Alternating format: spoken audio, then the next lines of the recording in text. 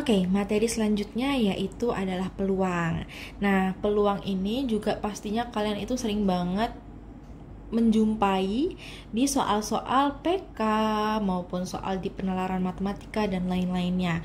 Nah, tapi tidak menutup kemungkinan juga di penalaran kuantitatif, penalaran umum itu akan ada juga. Jadi untuk memitigasinya, jadi yaudah nggak apa-apa lah ya, kalian belajar lagi untuk mengerjakan peluang atau tahu materi peluang, karena sebenarnya ini kan juga waktu SMA kan kalian udah dapet ya. Nah, peluang itu sebenarnya apa? Peluang itu adalah cara untuk mengukur kemungkinan atau kemungkinan terjadinya suatu kejadian. Nah, peluang juga menunjukkan seberapa besar sih kemungkinan suatu hal itu terjadi. Jadi kayak kita tuh meramal, tapi meramal dalam tanda kutip ya, meramal dengan dasar matematika. Contohnya misalnya koin dilempar. Koin dilempar itu kemungkinannya cuma 2. Dia akan menunjukkan angka atau dia akan menunjukkan gambar. Nah, peluang di kehidupan sehari-hari itu contohnya yang pertama adalah lempar koin ya, seperti yang tadi udah aku sampaikan di sebelumnya ini. Untuk lempar koin dia cuma ada 2 kemungkinan. Kenapa kok bisa ada 2 kemungkinan? Ya karena koin itu kan dia antara angka atau gambar.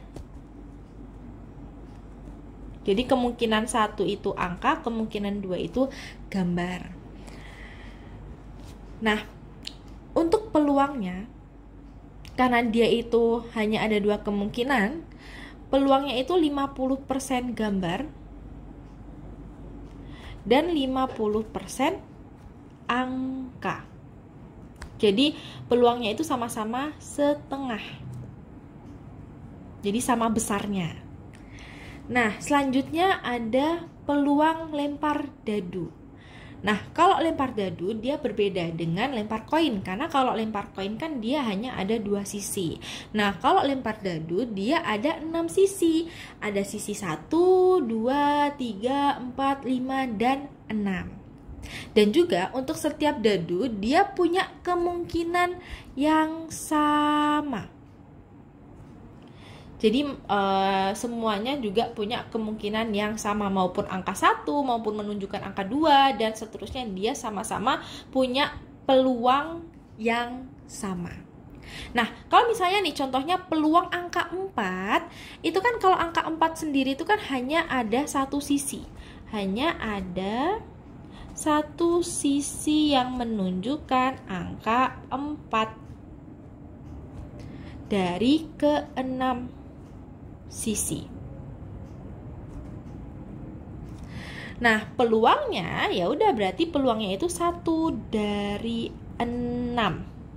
Atau bisa kita tulis 1/6. Karena cuma 1 sisi yang menunjukkan angka 4 dan total sisi dari dadu itu ada 6 sisi.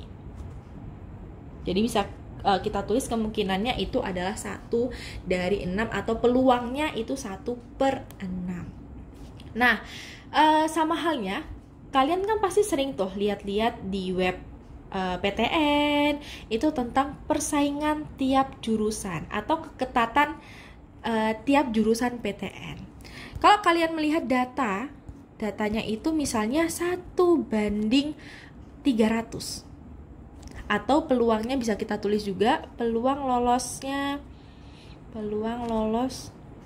itu 1/300. Maksudnya 1/300 itu apa? Jadi ada 1 orang lolos tiap 300 orang. Nah, kalian kan pastinya ketika melihat itu kalian juga akan membandingkan misalnya jurusan A itu tingkat keketatannya adalah 1/625. Terus kalian juga melihat jurusan B. Ternyata jurusan B itu peluangnya untuk lolos adalah 1/100. Nah, kalau kalian melihat seperti ini, kira-kira peluang lolos yang lebih besar itu antara jurusan A atau jurusan B? Pastinya kalian akan menjawab jurusan B. Kenapa kok bisa jurusan B? Karena peluang lolosnya itu adalah 1 orang lolos tiap 100 orang. Sedangkan kalau jurusan A, dia 1 orang lolos tiap 625 orang. Berarti kan itu sangat-sangat ketat ya, sangat-sangat ketat, sehingga untuk peluang lolos lebih besar itu adalah jurusan B. Jadi ini adalah kegunaan peluang yang mungkin kalian itu nggak sadari bahwa kalian itu sedang menghitung peluang, tapi kalian itu nggak sadar. Semoga bermanfaat.